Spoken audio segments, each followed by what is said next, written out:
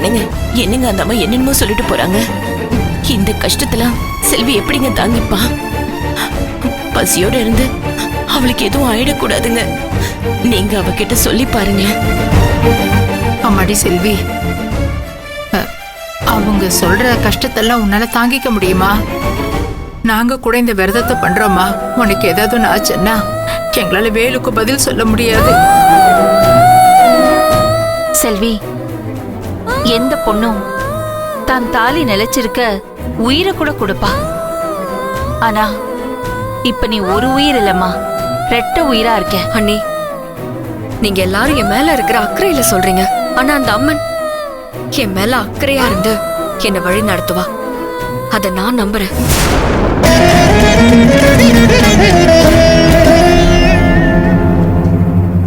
செல்வி, இது ஒண்ணும் விளையாட்டு காரியம் இல்ல.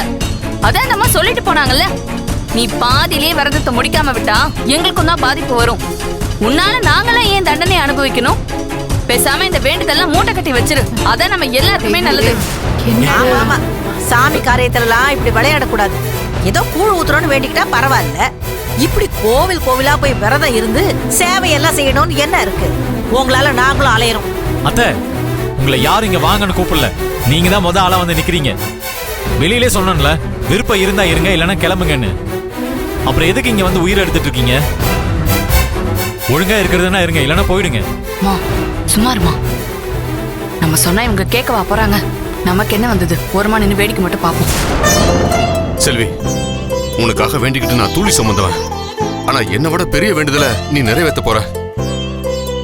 கவலைப்படாதம்மா, நான் கும்புற குலசாமி உனக்கு துணை இருக்கும்மா. ஏன்பா, அவளுக்கு யாராச்சும் கொஞ்சம் தண்ணி எடுத்து கொடுங்க. வாங்க. சரிக்கா, வாங்க. ஓ மாமா, வாங்க.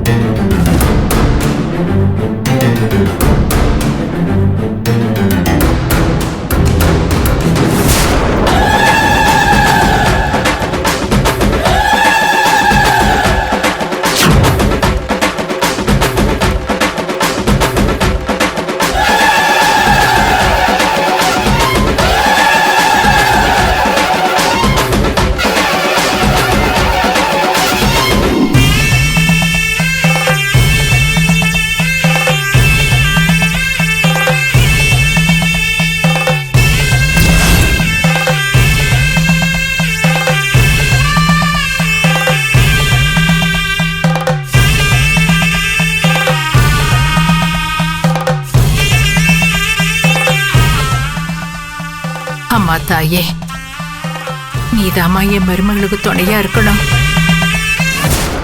என்னம்மா பெரிய செட்டப்பா இருக்கு? இந்த வேண்டுதல் அந்த அம்மா சொன்ன மாதிரி கஷ்டமா தான் இருக்கும் போலயே. கஷ்டமோ நஷ்டம் நமக்கு என்னடி வந்துச்சு? வேடிக்கையை மட்டும் பார்ப்போம். நான் சொன்ன மாதிரி எல்லாத்தையும் ஏற்பாடு பண்ணிட்டீங்களா? பண்ணியாச்சு. நீங்க வேணா ஒரு தடவை பாத்துருங்க. எது வேணாலும் ரெடி பண்ணிக்கலாம்.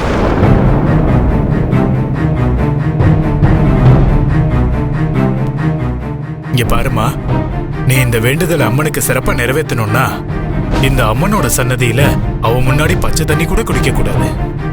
அவளை நினைச்சு நீ தவம் இருக்கும்போது உன்னை சுத்தி என்ன நடந்தாலும் உன் தவத்தை கலைச்சிடக்கூடாது.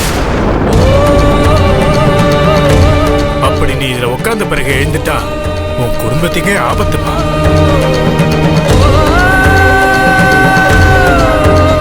இந்த அணையா விளக்கு எப்பவும் எரிஞ்சுக்கிட்டே இருக்கணும். எந்த இடையூறும் இல்லாம இந்த வேண்டுதலை முடிச்சு சுமங்கலிகளுக்கு தாலி குங்குமம் கொடுக்கணுமா.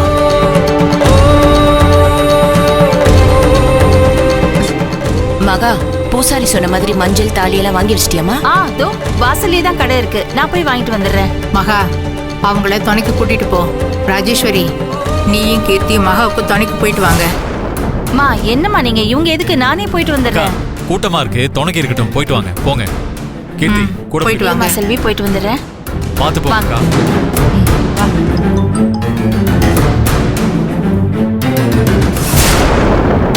சூரிய அஸ்தமனம் வர எந்த இடையூறும் இல்லாம விரதத்தை பால் சாப்பிட்டு முடிச்சு வைக்கணும்.